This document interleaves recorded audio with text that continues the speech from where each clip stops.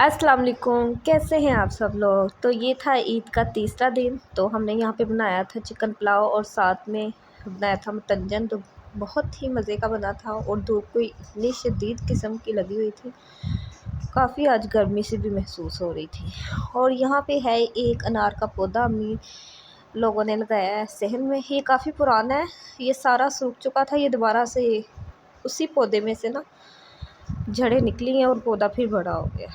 और यहाँ पे अनार भी लगे हुए थे इस पे छोटे छोटे से, और छोटे छोटे से फ्लावर भी थे जिसके पीछे अनार छोटे से बन रहे थे।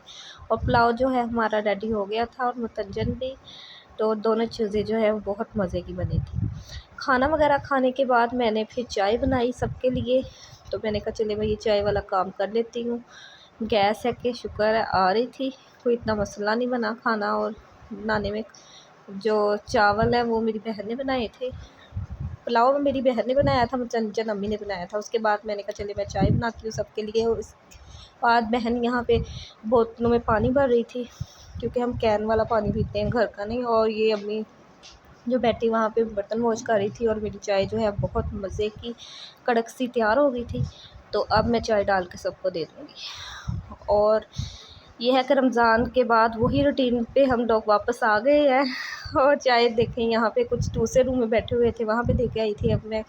और ये वाली रूम में अब मैं देने जा रही थी सबको चाय। मैंने कहा चलिए चाय भी पी ले, साथ में ये भी बर्तन जो है वो वॉश हो जाएंगे और आराम से हम फारग होकर फिर लूडो वगैरह खेलेंगे।